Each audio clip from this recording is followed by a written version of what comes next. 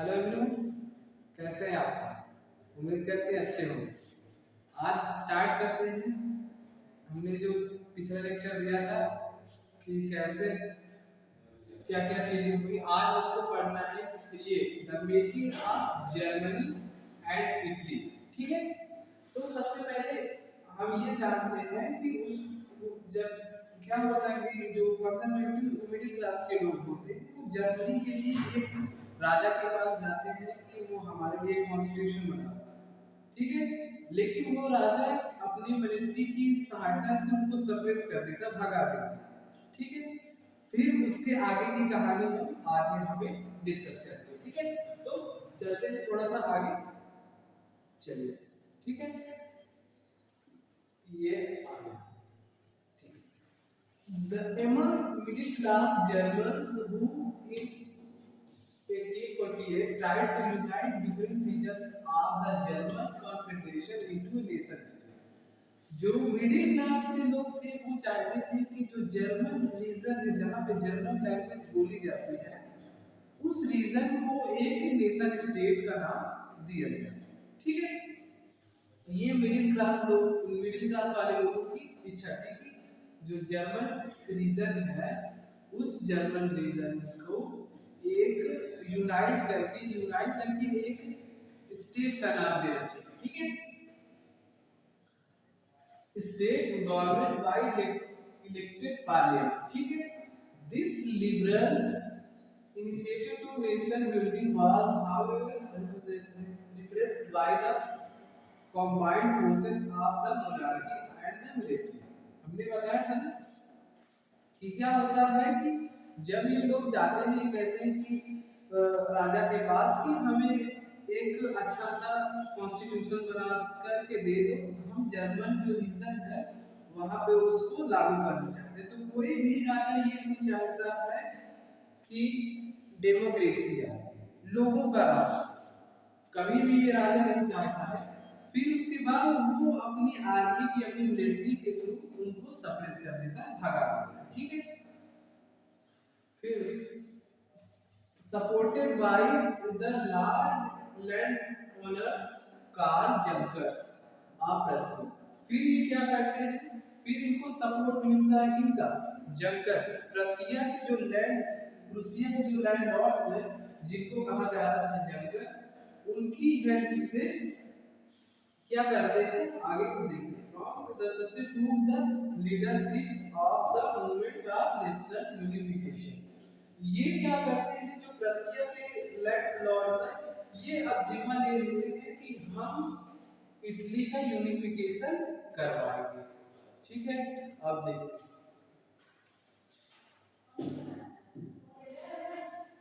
Its chief minister Otto von Bismarck was the architect of this process carried out with the help of Russian army and bureaucracy। ठीक है, तो जो इनका सबका जो एक मुखिया होता है, चीफ मिनिस्टर होता है, जिसका नाम है ऑटो von बिस्मार्क। ठीक है, ध्यान ध्यान रखना जो जर्मनी का यूनिफिकेशन में ऑटो von बिस्मार्क का बहुत बड़ा योगदान है, इसको ध्यान में रखना। ठीक, was the architect of this process carried out with the help of Russian army and bureaucracy।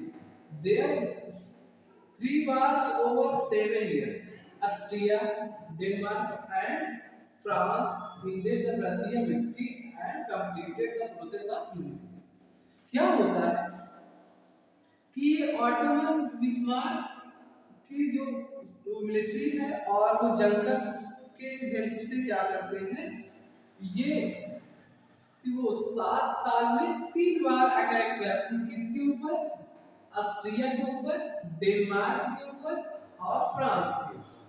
ठीक है, और अंत में होता है कि ये सब रशियन जो होते हैं ये जीत जाते हैं। ठीक है, ये जो लोग होते हैं यानी कि जो स्मार्ट लोग होते हैं ये क्या करते हैं, जीत जाते हैं, इन सबको भगा देते हैं जर्मन रीजन से और एक नेशन स्टेट बना देते हैं। ठीक है, इन जनवरी 1871 the Prussian king William I was the proclaimed German emperor in the ceremony at the Versailles।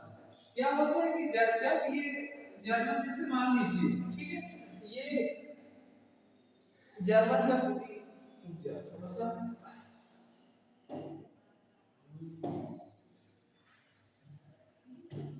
ठीक है, मान लीजिए कि अगर जब ये होता, ये इस तरीके से तीन रीजन थे, तो एक रीजन में ये ऑस्ट्रिया का डोमिनेंस था, ठीक है, और एक में क्या था, डेनमार्क का था, और दूसरे में क्या था, इसका फ्रांस का। 7 साल के अंदर अंदर इन तीनों को इस जर्मन बोलने जाने वाले स्टेट से कहां से भगा दिया जाता है। फिर क्या होता है, जैसे ही भगा देते हैं तो फिर जो यूनियन, एक जो यहाँ पर एक जो जर्मनी होती है, ये प्योर नेशन बन जाती है, एक नेशन स्टेट बन जाती है, और उसमें एक राजा को नियुक्त किया जाता है, यानी उसको बिठा दिया जाता है, जिसका नाम होता है विलियम फर्स्ट, ठीक है, और उसकी जो सेरेमनी होती है वो वर्साइल्स की होती है, ठीक है, वर्साइल्स में। अब ये जब राजा बनता है तो क्या क्या काम करता है, पहली बात ये जो करेंसी को ये मॉडर्नाइज कर देते हैं, ठीक है, अभी देखते हैं। ऑन द लिटली कोल्ड मॉर्निंग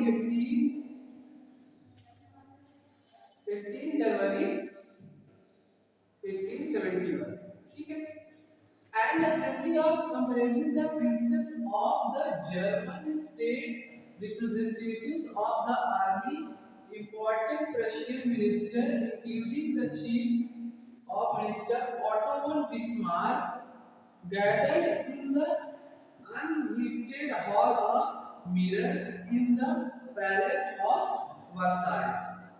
क्या होता है कि हमने बताया कि ये रहा कि ये 18 जनवरी 1871 को क्या होता है, जो विलियम फर्स्ट है उनको जर्मनी का राजा बना दिया जाता है, और उनको उनकी जो क्या बोलते हैं, जब क्राउन रखा जाता है, थ्रोन दी जाती है, तो उस समय ये सब लोग थे, एक असेंबली में उनको बताया जाता है कि आप ये बनेंगे राजा।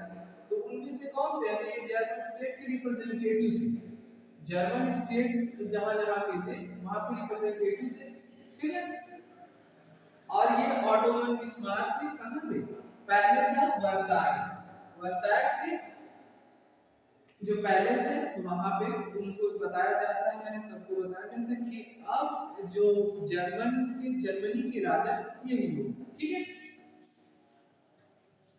To proclaim the new German empire, और उनको एक जर्मनी का नया राजा घोषित किया जाता है, headed by the Kaiser William first, ठीक है, प्रसिद्ध। The nation building process in Germany had, यानी कि आगे चलते हैं, हाँ, the nation building process in Germany had to demonstrate the dominance of Russian state power. The new state palace strongly emphasized the modernizing the currency, banking and legal and judicial system of Germany. Russian measures and the practice of offense become the model of the rest Germany। हमने बताया था कि जैसे ही ये William first बनते हैं, ये क्या करते हैं, करेंसी को मॉडर्नाइज करते हैं, बैंकिंग पे ध्यान देते हैं, और क्या ये जुडिशियल सिस्टम में भी बहुत ज्यादा ध्यान देते हैं। कहाँ पे, ये जर्मनी में बने हैं तो जर्मनी के लिए ही करेंगे, ठीक है। अब आता है जर्मनी का, ये जो दोबारा से आ गया तो थोड़ा सा आगे चलते हैं, ठीक है, ये ऑस्ट्रिया, डेनमार्क, फ्रांस, इंग्लैंड तक रशियन, ठीक है, ये आ गया, वही सब चीजें हैं। हाँ, अब हम पढ़ते हैं यूनिफिकेशन ऑफ इटली, ठीक है। हमने जैसे बताया कि क्या होगा था कि जैसे वो जो मिडिल क्लास के लोग होते हैं वो एक राजा के पास जाते हैं और कहते हैं कि हमारे लिए कॉन्स्टिट्यूशन आप बना दीजिए, तो कोई राजा वैसा नहीं चाहता कि उसकी जो उसकी पावर है वो कम हो जाए या वो डेमोक्रेसी लाना नहीं चाहते, ठीक है। तो वो जनकर्स के पास यानी कि रसिया के रेडनॉट्स के पास जाते हैं, और जब वो जाते हैं तो उनके साथ से इस 7 साल में 3 बार अटैक करके उनको भगा दिया जाता है, ठीक है। और फिर जैसे हमने बताया विलियम फर्स्ट को और वहां पर पूरे जर्मनी का राजा बनाया जाता है। जब वो राजा बनता है तो क्या करता है, करेंसी को, बैंकिंग को और किसको, जुडिशियल सिस्टम को स्टैंडर्डाइज करता है, मॉडर्नाइज करता है, ठीक है। अब आता है यूनिफिकेशन ऑफ इटली, ठीक है। यूनिफिकेशन ऑफ इटली, ये जो इटली था, इटली पहले 7 स्टेट में बटा हुआ था, कितने थे, 7 स्टेट, ठीक है। जैसे मान लीजिए ये कुछ इस तरीके से था इटली, ठीक है। और यहाँ पे दो दो रीजन थे, ठीक है, सर्डिनिया पिडमॉन्ट, ठीक है। ये सर्डिनिया पिडमॉन्ट में ही सिर्फ इटली के जो इटली का प्रिंस था, यानी ये कह सकते हैं जो इटली का एक राजा था जो इटालियन था, इस वाले दोनों रीजन में था, ठीक है। इधर बर्बर थी, इधर पे ये यहाँ पे क्या था, हाँ यहाँ पे एक कोई और है, याद नहीं आ रहा अभी, ठीक है, बताते हैं। लाइक जर्मनी की तरह Italy had long history of political fragmentation. इसमें जैसे हमने बताया कि जैसे जर्मनी बटा हुआ था, उसी तरीके से ये भी बटा हुआ है कई स्टेट में, ठीक है। Italian were scattered over the several dynastic states as well as the multinational Habsburg Empire. During the middle of the 19th century, Italy was divided into 7 states of which हमने अभी बताया था जो इटली था वो 7 स्टेट में divide था, ठीक है। ओनली वन, सिर्फ एक में, जैसे हमने Sardinia Piedmont was ruled by an Italian princely house, यानी कि उनमें से सर्डिनिया और पिडमॉन्ट एक ऐसा एरिया था जिसको किसी इटालियन प्रिंस के द्वारा रूल किया जाता है। बाकी और जो इटालियन लैंग्वेज वाले जो रीजन थे, किसी में उसका था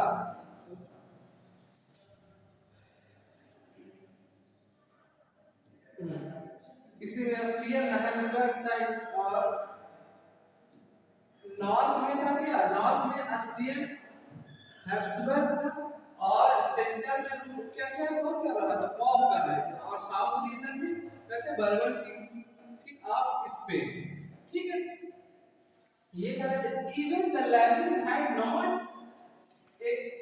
acquired on the common form of still and had many regions and local variation। और होता क्या है कि इस समय ये ड्यूरिंग देखो during 1830 the Giuseppe Mazzini sought to put the together foreign progress in the unity Italian Republic। जैसे हमने पीछे बताया था कि जो इटली के थे, जो इटली को एक उनको यूनिफाइड देखना चाहते थे, जिनका नाम था, एक रिवोल्यूशनरी थे जिनका नाम था गुस्सेफ मैज़िनी, ठीक है, ध्यान रखना इनका नाम। ये सबसे बड़े रिवोल्यूशनरी थे जो चाहते थे कि जो इटली है एक यूनिफाइड नेशन बने, ठीक है। He had also formed as a secret society called Young Italy। हमें बताया था, इसको बताया था कि उन्होंने कौन से एक यंग इटली और क्या एक बनाया था, एक और थी, वो बताना कमेंट में करके, ठीक है। The failure of revolution of uprising both in 1831 and 1841 mean that the mantle now fell down on the Sardinia Piedmont under the ruler King Victor Emmanuel II to unify the Italian state through the war, ठीक है। In the eye of ruling elites of the, इसमें क्या होता है, जब जानते हैं कि ये जो इटली है ये 7 स्टेट में बटा हुआ है, ठीक है।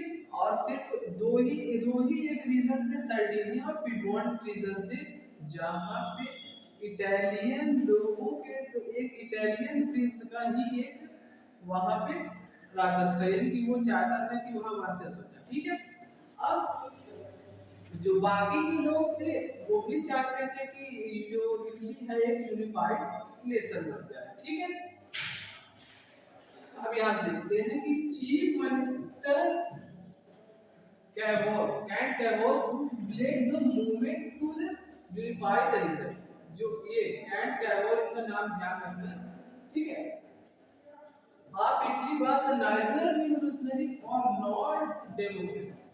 ये जो कैवोर है ना तो ये रिवोल्यूशनरी है ना कोई क्रांतिकारी है और ना ही कोई डेमोक्रेसी चालू करने की, like many other wealthy and educated member. लेकिन ये क्या है, पढ़े लिखे लोग हैं, ये भी चाहते हैं कि जो इटली हो, इटली के जहां लोग, उन लोगों को एक यूनिफाइड एक नेशन दे देना चाहिए।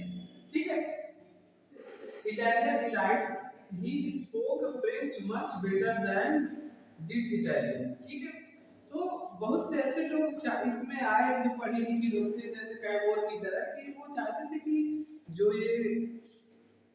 जो इटली है इसमें वो चाहते, रिवोल्यूशनरी तो नहीं है कैवोर, लेकिन ये पढ़ा लिखा है तो चाहता है कि जो इटली 7 जगहों के साथ एक छोटे छोटे स्टेट में बटा हुआ है। ठीक है, इस तरीके से 7 में बटा हुआ है, अगर ये एक यूनिफाइड एक नेशन बन जाए तो ज्यादा बढ़िया है। ठीक है,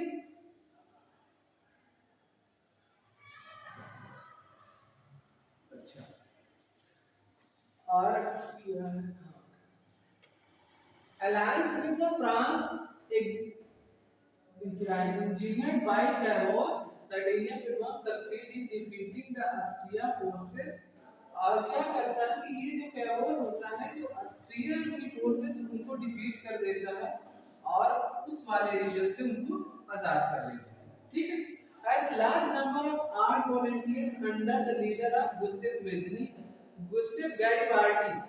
ठीक है, इसके अंदर भी ढेर सारे वॉलंटियर, जिनसे हजारों वॉलंटियर्स रहते हैं, वो भी यूनिफाई भी करने में उनकी हेल्प करते हैं। ठीक है, इसमें जैसे दिया है कि in 1860 they march into the south Italy and king Bourbon up to क्या है Sicilies and succeeded in winning. इसमें क्या होता है कि ये जो गैरीबाल्डी उससे गैरीबाल्डी है, ये क्या करते हैं, ये जो क्या है नीचे बर्बन किंग ऑफ स्पेन वाला जो रीजन है, उनके सहारे से ये क्या करते हैं, अपने जो वॉलंटियर उनके सहारे से उनको आजाद करवा देते हैं। और बच्चे जो पॉप वाले, पॉप के जो बीच में यहाँ से यहाँ पे कौन थे, जैसे मैं बताता हूँ,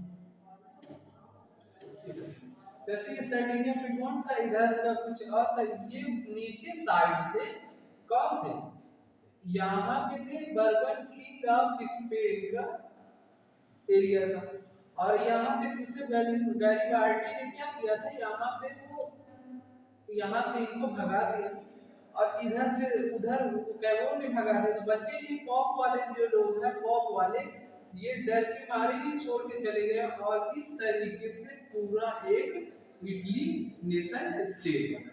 ठीक है, अच्छा चलिए अब आगे चलते हैं।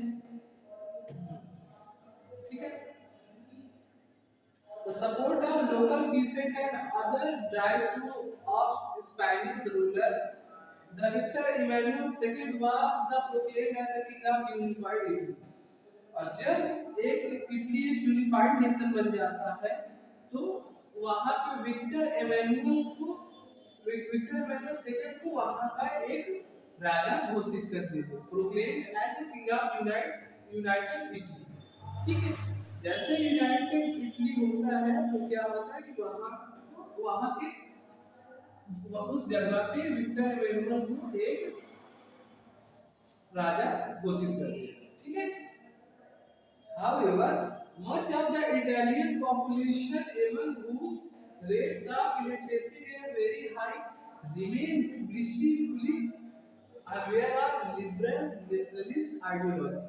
The peasant masses who had supported Garibaldi of southern Italy and never heard the Italia and was Victor Hugo's wives. ठीक है, देखो इसमें क्या है, फिर से एक बार हम रिकवर कर देते हैं। ठीक है, जो इटली का यूनिफिकेशन हुआ, ठीक है, उसमें यूनिफाइड होने से पहले वो 7 स्टेट में बटा हुआ था। ठीक है, और उसमें कई स्टेट थे। ठीक है, एक था, देखो जैसे मान लीजिए कि हम थोड़ा इसको दिखा ही देते हैं आपको। ठीक है, इसको हम थोड़ा सा दिखाते हैं आपको यहाँ पर।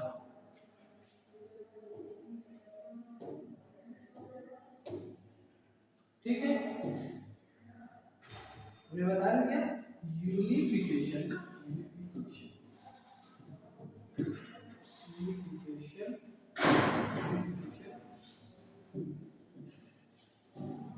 Of Italy. ठीक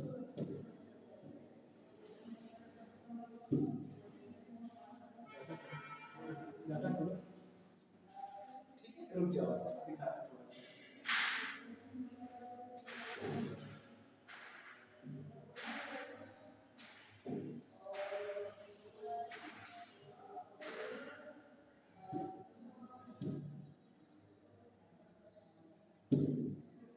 खोलिए जल्दी से।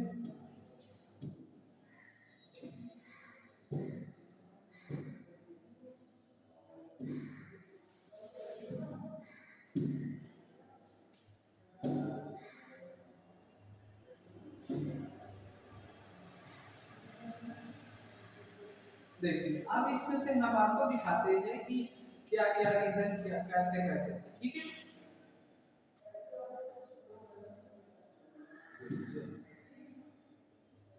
हाँ देखो ये वाला जो रीजन था, ये वाला रीजन था इधर, ये वाला। ठीक है, और ये सर्डिनिया पे नॉट, ये जो रीजन थे, यहाँ पे क्या था, यहाँ का जो राजा था वो देखो इटली है, और यहाँ का जो राजा था वो इटालियन था। ठीक है, बाकी ये वाला जो एरिया है यहाँ पे बर्बन किंग ऑफ स्पेन, उसने वो उसके अंडर में था ये वाला रीजन। और ये वाला जो रीजन था, ये वाला रीजन, ये वाला रीजन था ऑस्ट्रिया के। ठीक है, और ये वाला जो रीजन था ये पोप के कंट्रोल। ठीक है, तो जो इटालियन लोग चाहते थे कि हमको एक नेशन स्टेट मिल जाए या इस वाले रीजन पूरे में इटालियन लोग रहा करते, लेकिन डोमिनेंस किसी और का था, तो वो चाहते थे कि नहीं हमको एक स्टेट चाहिए। ठीक है, तो इसको क्या करते हैं, ये वाले रीजन को कैवोर ने हेल्प की, उसके हिसाब उनके कैवोर के हेल्प से उनको भगा दिया गया। नीचे वाला जो रीजन है, ठीक है, इसमें ये बिस्मार्क बिस्मार्क की हेल्प से इनको भगा दिया। बाकी ये फिर बाद में ये डर जाता है और ये छोड़ करके चला जाता है। इस वजह से फिर इन सबको हट करके एक इटली एक पूरा स्टेट बन जाता है। ठीक है, एक नेशन स्टेट बन जाता है। ये थी कहानी। ठीक है, तब तक के लिए धन्यवाद, मिलते हैं नेक्स्ट लेक्चर।